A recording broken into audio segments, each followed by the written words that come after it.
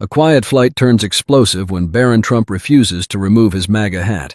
What happens next sends shockwaves across the nation, sparking debates, outrage, and an unexpected act of grace that no one saw coming. The flight was already buzzing with anticipation.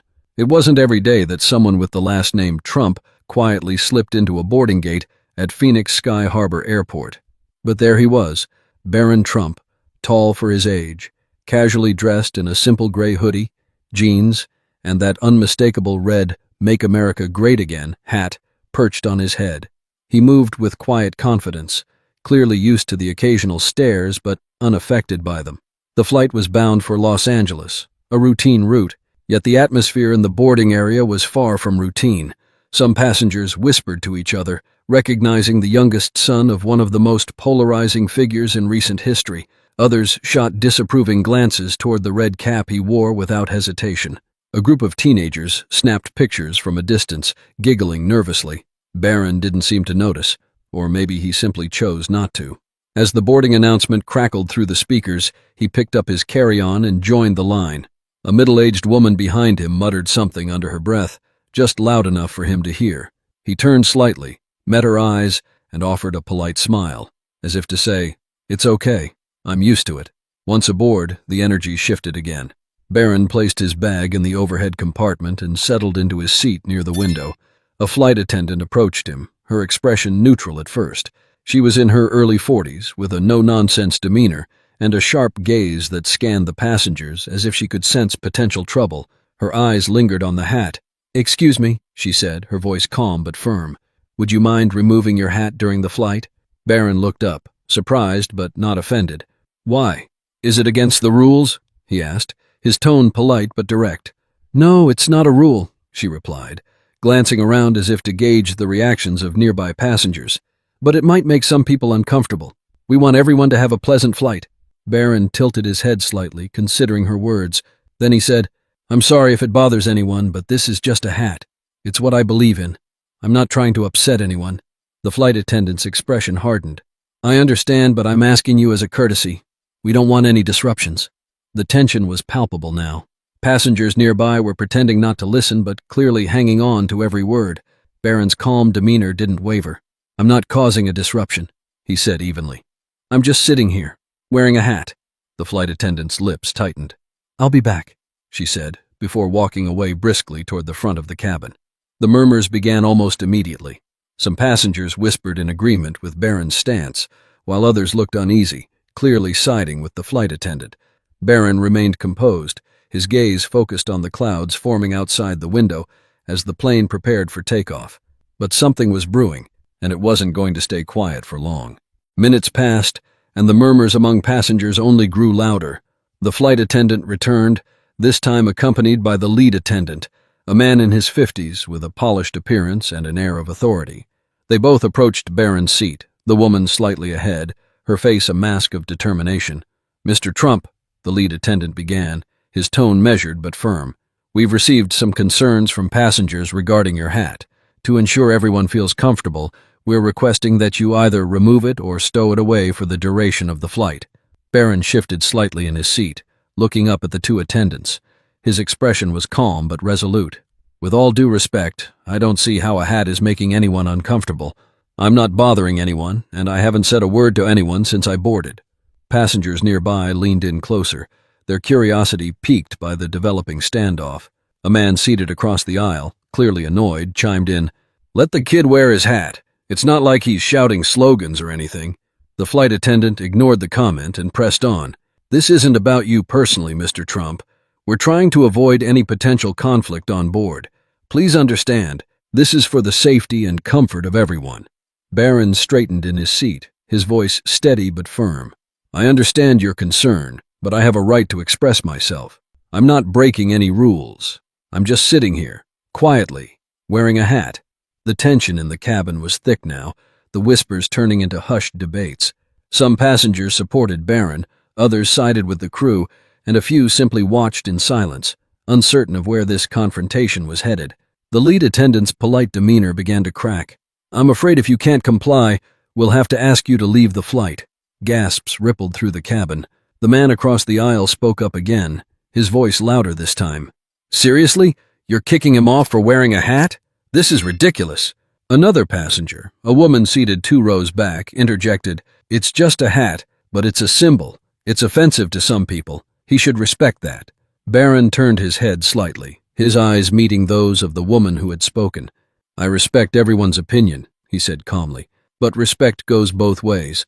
I'm not asking anyone else to change what they believe or wear." The lead attendant sighed heavily. "Mr. Trump, this is your final warning. Please remove the hat, or we'll have no choice but to deplane you." Barron took a deep breath, his expression unreadable.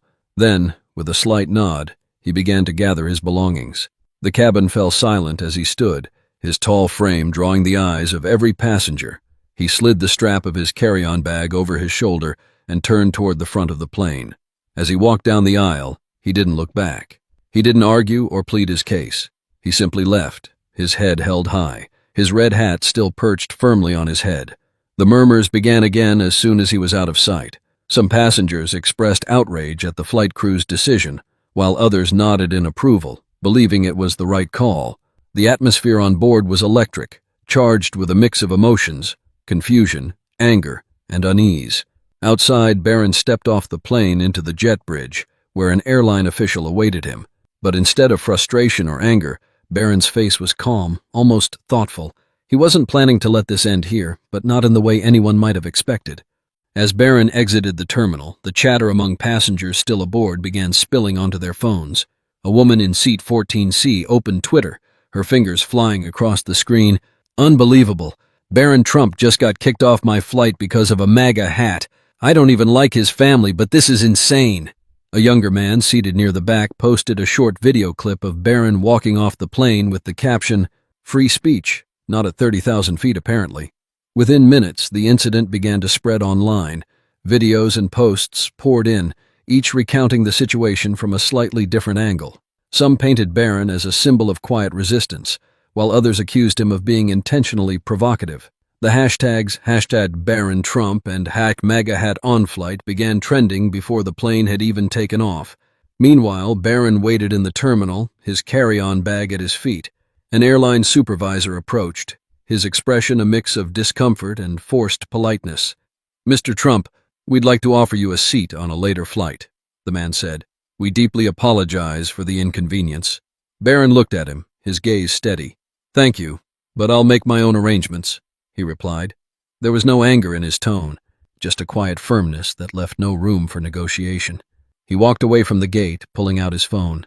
Sitting down in a quiet corner of the terminal, he began typing. His fingers moved deliberately, as if weighing each word carefully. Within moments, he posted, "Removed from a flight today for wearing a hat. No shouting, no conflict, just a simple hat. I have no anger toward anyone, but I believe this is a conversation worth having. More to come." The response was immediate. Supportive comments flooded in from those who saw him as a victim of censorship, while critics accused him of leveraging the situation for attention. The polarized nature of the reactions mirrored the larger cultural divide the country had been grappling with for years. Inside the plane, the mood was tense. Some passengers who had initially supported the crew's actions now wondered if the situation had been handled poorly. The man across the aisle muttered to no one in particular, "They really just threw him off for wearing a hat. Unbelievable." The flight attendant who had initiated the confrontation stood at the front of the cabin, her jaw tight as she addressed a colleague. "I didn't mean for it to escalate like that," she said quietly. I thought it might cause a problem." "Well, it's definitely a problem now," her colleague replied, glancing nervously at his phone, where news alerts about the incident were already popping up. Outside in the terminal, Barron quietly left the airport. He wasn't planning to hide or seek refuge. Instead, he had something bigger in mind, something that would shift the narrative entirely. By the time Barron stepped into his car and left the airport, the incident had spiraled into a full-blown media storm. Major news outlets picked up the story, each framing it through their respective lenses. Conservative commentators rallied to Barron's defense, calling the airline's actions an attack on free speech. Liberal pundits, on the other hand, debated whether the hat's symbolism justified the decision. Social media was a battlefield. Hashtags like #freedom-to-wear and #respect the crew trended side by side, with users fiercely debating who was in the wrong. Some passengers from the flight began sharing their accounts with journalists, adding fuel to the fire. One particularly damning video, recorded by a passenger a few rows behind Barron, captured the entire confrontation. The clip showed Barron calmly asserting his right to wear the hat, juxtaposed against the escalating tension from the flight attendant. The video went viral within hours, gaining millions of views. Comments ranged from admiration for Barron's composure to outrage at the airline's actions. "He's just a kid. This is ridiculous," read one comment. Another countered, "That hat isn't just a hat. It's a symbol of division. The airline did the right thing." In the middle of this growing storm, Barron's tweet became a rallying point for his supporters. News outlets dissected his words, praising his restraint and maturity.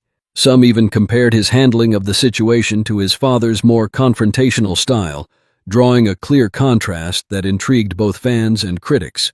But Barron wasn't interested in being a pawn in the culture war.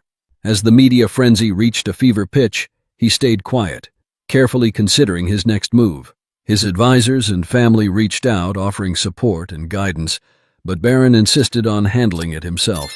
"This is my experience," he told a close family friend over the phone. "I want to address it in my own way." Meanwhile, the airline found itself at the center of public scrutiny. Its social media pages were inundated with comments demanding an explanation. A hastily written statement was released, claiming the decision was made in the interest of maintaining a peaceful and comfortable environment for all passengers. But the damage was already done. Public opinion was deeply divided, and the airline's reputation took a significant hit. As the hours passed, Barron quietly prepared for what he knew would be the most important part of this ordeal: his response. He didn't want to fuel the outrage or escalate the division. Instead, he saw an opportunity to turn this moment into something constructive, something that could spark a larger conversation about tolerance, personal expression, and the value of respectful dialogue. The stage was set, the world was watching, and Barron was ready to speak. The next day, Barron announced via social media that he would hold a press conference. The location was an unassuming community center in Santa Monica, far from the grandeur often associated with the Trump name. The decision to avoid a flashy venue wasn't accidental, it was intentional. Barron wanted the focus to be on his words, not the spectacle. Reporters flocked to the event, cameras ready, microphones poised. The anticipation was palpable as Barron walked into the room, wearing a simple navy blazer and no hat this time. He approached the podium with a quiet confidence that belied his age. The murmurs among the crowd ceased as he began to speak. "Good morning," he started, his voice steady but soft. "Yesterday I was asked to leave a flight because of a hat I chose to wear, a hat that represents something I believe in. I didn't argue or fight. I left because I believe in respecting rules, even if I disagree with them. But this isn't about me. It's about something much bigger." He paused, allowing the weight of his words to sink in. "We live in a world where people are quick to judge, to label, to assume the worst about someone because of what they wear or what they believe. That doesn't mean we shouldn't hold each other accountable, but it does mean we need to start listening to each other, truly listening." The room was silent, every eye fixed on him. "I'm not here to make this about politics. This isn't about left or right. This is about the idea that we can disagree without disrespect, that we can have different opinions and still treat each other with dignity." Barron's words carried a gravity that seemed to resonate deeply. He recounted the events on the plane without assigning blame or vilifying anyone. "I don't hold anger toward the flight crew or the passengers who felt uncomfortable. I understand that symbols can mean different things to different people, but I also believe that our ability to coexist comes from understanding those differences, not silencing them." He closed his speech with a message that would become the headline of the day. "We're better than this. We have to be. And it starts with each of us choosing respect over resentment, dialogue over division." When he stepped away from the podium, the room erupted in applause. Reporters shouted questions, but Barron simply smiled, thanked the audience, and walked out. The press conference was an immediate sensation. News outlets played clips of his speech on repeat, highlighting his maturity and poise. Even some of his family's harshest critics acknowledged his thoughtful approach. Social media lit up with reactions, many praising his ability to turn a divisive incident into an opportunity for unity. For Barron, the goal wasn't fame or vindication. It was about starting a conversation that transcended the noise and polarization. And in that moment, it seemed he had succeeded. The response to Barron's press conference was immediate and widespread. News channels aired clips of his speech alongside panels of analysts dissecting his every word. Across the political spectrum, commentators weighed in.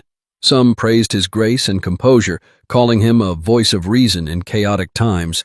Others remained skeptical, questioning whether the incident and his response were part of a larger strategy. But the public reaction told a different story. Ordinary people flooded social media with messages of support. Posts shared the video of Barron's speech with captions like, "This young man just taught us all a lesson about respect," and 18 years old and more mature than most adults. Even those who didn't align with his family's politics admitted that his handling of the situation had struck a chord. One viral post came from a passenger who had been on the flight. "I didn't agree with the hat, but I have to say, Barron Trump was nothing but respectful the whole time. He didn't argue, didn't yell, he just stood his ground. And what he said today? That took guts." The airline, however, faced mounting backlash. Their initial statement was criticized as tone-deaf and insufficient. Under pressure, they released a follow-up apology, acknowledging that the situation could have been handled better and committing to additional training for their staff. The flight attendant involved also issued a personal statement, expressing regret for escalating the incident and praising Barron's response. Meanwhile, Barron's message began to ripple beyond the immediate controversy. Schools and organizations across the country started using his speech as an example of conflict resolution and respectful dialogue. A high school teacher in Ohio shared it with her students during a civics class, saying, "This is what leadership looks like, not shouting or blaming, but listening and standing firm." The story even reached international audiences, with headlines like, "Young Trump calls for dialogue in divided America," appearing in European and Asian newspapers. The irony wasn't lost on anyone. A teenager who had been thrust into the spotlight because of his family's polarizing legacy was now being celebrated for bringing people together. For Barron, life didn't change dramatically. He returned to his quiet routine, declining further interviews and media appearances. When asked by a journalist why he chose to step back, he simply replied, "I said what I needed to say. Now it's time for others to talk." The incident became a cultural flashpoint, sparking conversations in households, classrooms, and workplaces about the balance between personal expression and collective comfort. Barron's role in it all stood as a reminder that moments of conflict can become opportunities for growth and understanding, if approached with humility and respect. And for those who witnessed his actions, both on that plane and in the days that followed, the lesson was clear. Sometimes the quietest voice can have the loudest impact. Weeks after the incident, the initial buzz had calmed, but its impact lingered. The video of Barron's press conference remained one of the most watched clips on several platforms, and debates about the incident continued in classrooms, workplaces, and social circles. It wasn't just about a hat anymore. It had become a broader conversation about the principles of tolerance, respect, and dialogue in an increasingly divided world. In the aftermath, Barron's restraint and maturity earned him respect even from unlikely places. Editorial pieces from traditionally critical outlets praised his ability to rise above the controversy. One columnist wrote, "In a world where shouting matches have become the norm, Barron Trump showed us what it means to stand firm without standing hostile." The flight attendant involved quietly resigned from her position weeks later. While some criticized her actions, others sympathized, acknowledging the immense pressures and judgments public-facing workers face every day. In a surprising turn, Barron issued a statement wishing her well. "We all make mistakes," he wrote. "What matters is that we learn from them." His message struck a chord once again, reminding people of the power of forgiveness. The airline announced it would implement new policies, including de-escalation training for all staff, to prevent similar incidents in the future. For many, these actions marked a step forward, a small but significant example of how conflict can lead to positive change. For Barron, life slowly returned to normal. He resumed his quiet presence in the public eye, carefully choosing when and how to speak.